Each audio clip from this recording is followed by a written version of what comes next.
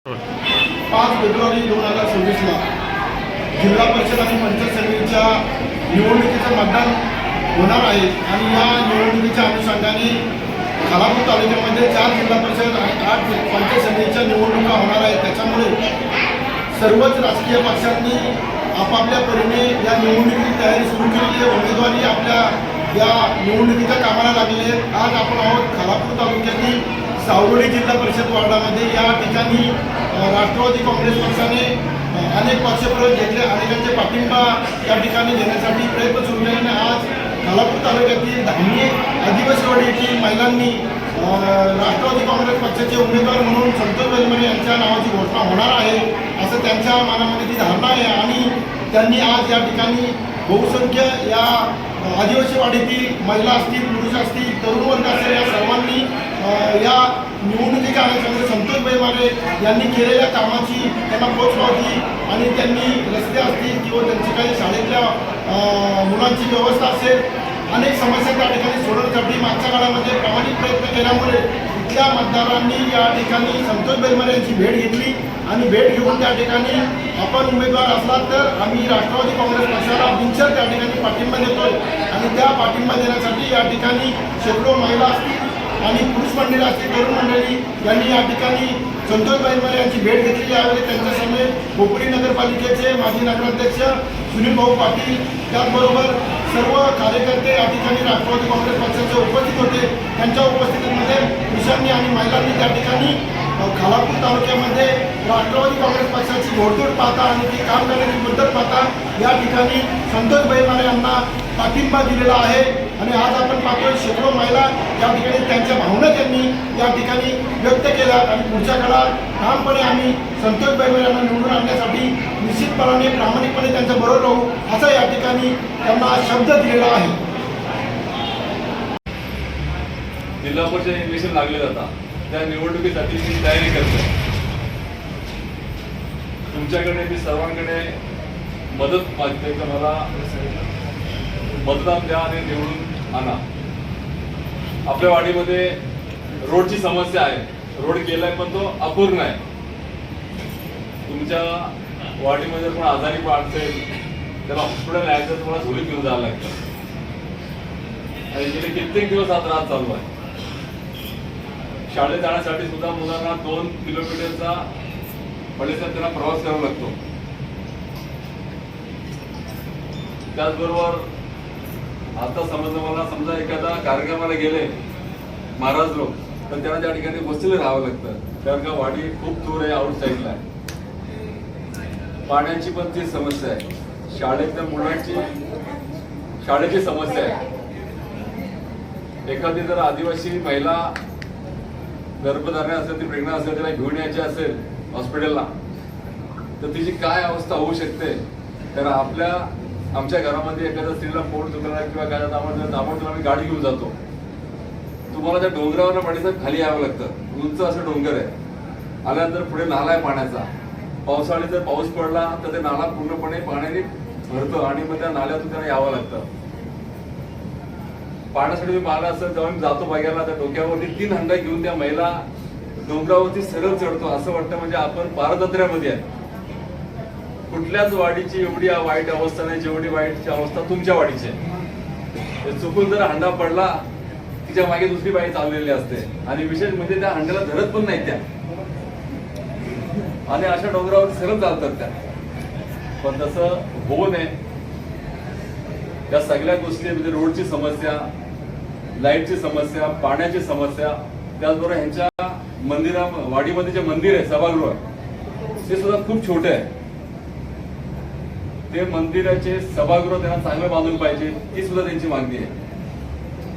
तर मी तुम्हाला आज सांगतो की तुमच्या रोडची व्यवस्था ती सुद्धा करेन, तुमच्या पाण्याची व्यवस्था जे तुम्हाला खाली यायला लागतं ते सुद्धा बंद करेल। जसं माझ्या वाडीमध्ये प्रत्येकाच्या घराजवळ पाणी आहे तर तुमच्या प्रत्येकाच्या घराजवळ पाण्याची व्यवस्था करेन। मंदिरामध्ये बांधकाम आहे, सभागृह बांधायचंय, कलश बांधायचंय। मी माझ्या वडिलांच्या पुण्यतिथी किंवा वडिलांच्या आठवणीने बांधणार नाही, मी तुमच्यासाठी बांधणार आहे आणि मी छोटा शब्द देणार नाही तुम्हाला का माझ्या वडिलांच्या आठवण म्हणून बांधेल, मी तसं काय करणार नाही। मी तुमच्यासाठी बांधेल आणि बोलल्या त्याप्रमाणे मी तुम्हाला करून देईन. जो रोड आहे तुम्हाला वरती न्यायचा, तो रोड फॉरेस्टमध्ये आहे, तो सुद्धा करून देईन. तुमची वाडी आहे ती राहते फॉरेस्टमध्ये, तर मी तिचा गावठाणाचा वाढीव प्रस्ताव करून तो तुम्हाला गावठाण करून देईन. तुमची ती सुद्धा मागणी पूर्ण करा. मुलांसाठी मी छोटीशी गाडीची व्यवस्था केली, पण ती गाडी तुमच्या रोड गेला तुमच्या घरापर्यंत पोहोचल. काय होतं, त्या मुलाच्या आईला त्या मुलाला घ्यायला खाली यावं लागतं आणि खालून परत तिला वरती जायला लागतं. म्हणजे ती जेवण करणार का ते मुलांना घेऊन येणार, त्या गोष्टीची मी ती सुद्धा काळजी घेईन.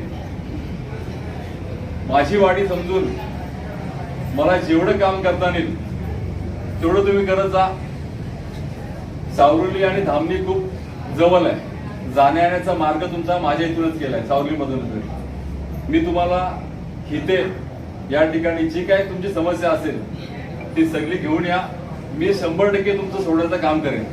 त्यावेळी मला ही बातमी समजली की आपण स्वतःहून येऊन संतोषी बेलदारे यांच्या ऑफिसवर आपण त्यांना पाठिंबा देण्यासाठी आलात आणि संपूर्ण जे ग्रामस्थ आले तुम्हाला धन्यवाद देऊन जेवढे थोडे शेवटी बऱ्याचशा लोकांना काही आमिष द्यावं लागतात, काहीतरी द्यावं लागतं, तर ती माणसं आमच्यामध्ये येतात. परंतु आपण एक काम करणारे व्यक्ती म्हणून आज संतोष बेलदारेकडे आपण पाहताय आणि संतोष बेलदारेंनी जे वकील मनुष्यांनी त्या काही अडचणी सोडायचं काम आपल्याला केलं असेल तर ते करू शकतात. सर्वांना त्याचा विश्वास आहे. तर त्यांनी जो काही आपला आजोट रस्ता केला आहे आणि ज्या फॉरेस्टचे त्यांच्याकडे परमिशन ते यायचे ती देखील ती कशी परवानगी आणि त्यांना चांगलं न्यायची तर तो देखील ते मार्ग त्या ठिकाणी काढतील. आपल्या ठिकाणी काही लाईटची व्यवस्था केली, पूर्ण लाईटची व्यवस्था ते पूर्ण करून देतील. त्याचबरोबर काही CCTV कॅमेरे बसवले त्यांनी त्या ठिकाणी काम केलं आहे. आपण पाहिलं तर सावरुलीसारख्या ग्रामपंचायतीच्या सरपंच होऊन चांगलं काम करतायत आणि अतिशय अनुभव असलेली व्यक्ती आज या ठिकाणी जर आपण त्यांना पाठिंबा देण्यासाठी आलात मी म्हणा जाण्यासाठी भयंकर असा प्रश्न होता. पावसाळ्यामध्ये असो इतर वेळी सुद्धा तुम्हाला एखादी गरोदर महिला वरून आणायची असेल डोंगरावरून अनेक अडचणी आम्ही डोळ्यांनी पाहिलेल्या होत्या तुमच्या. त्यावेळी मी भाईंकडे असा एक प्रस्ताव त्यांच्यात सुद्धा त्या ह्याच्यामध्ये होताच नजरेमध्ये. त्यावेळी आम्ही बोललो की भाई असा विषय आहे, जर हा विषय झाला तर चांगलं होईल. भाई तालुका अध्यक्ष आहेत आणि त्यांना काम करण्याची प्रचंड आवड आहे. म्हणजे आम्ही त्यांच्याबरोबर काम करत असताना आम्ही वारंवार पाहतो की ते सर्व क्षेत्रात काम करतात. तर भाईंनी तालुका अध्यक्ष आहेत, सावराडी ग्रामपंचायतीचे सरपंच आहेत, त्यांनी त्या रस्त्याचा प्रस्ताव आम्ही पण त्यांच्याबरोबर जायचं न्यायचे आम्हाला ते. आदितीताईंकडून तो प्रथम एक रफ रस्ता आपल्याला बनवून घेतला. त्याच्यानंतर त्याच्यावर लागणारा फंड भयंकर म्हणजे जास्त प्रमाणाचा फंड होता. ते ग्रामपंचायत लेवलला ॲडजस्ट होण्यासारखं नव्हतं. परंतु भाईंनी टाटा स्टील सारख्या कंपनीकडे मागणी केली की अशा प्रकारची वस्ती या ठिकाणी आहे, तर त्यांना जर रस्त्याची व्यवस्था दिली तर चांगलं होईल. कंपनीने ती व्यवस्था केली. 60-70 लाखाचा जवळजवळ काही फंड दिला असेल हां. आणि त्याच्यानंतर पुन्हा पुढचा पण रस्ता कंपनीने दिलेला आहे. पण थोडासा एक प्रॉब्लेम असल्यामुळं त्याच्यावर पण भाईचं लक्ष आहे, तर ते पण काम लवकरात लवकर होईल. त्याच्यानंतर तुम्हाला रिक्षाची व्यवस्था दिली. मी आभार प्रदर्शनाला खरं तर तुमचा उभा राहिला, पण एक सांगणं गरजेचं आहे.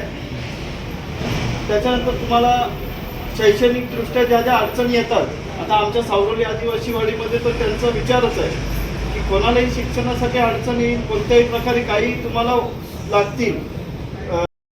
काम चांगलं आहे म्हणून आम्ही आमच्या मुलींसाठी पण त्यांनी चिकार केले, म्हणजे रस्त्याची सोय पण त्यांनी केली आणि त्यांना गाडीची पण सोय केली आणि आमच्या वाडीला रस्ता पूर्ण टच नाही म्हणून आम्ही आमची पूर्ण वाडी त्यांना याच्या पुढे सहकार्य करू म्हणून आमची पूर्ण वाडी इथं आहे.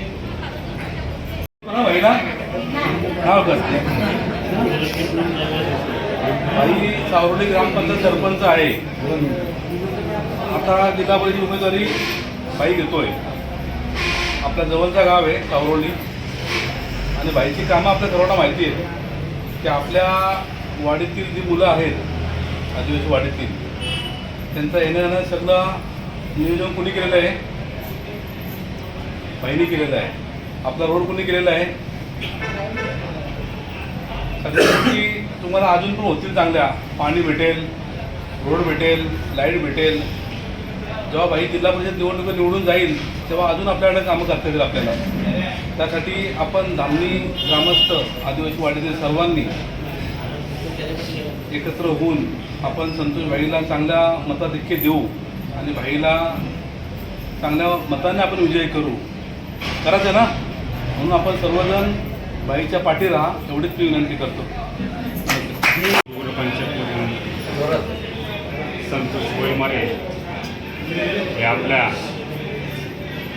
उमेदवार आहेत. तसेच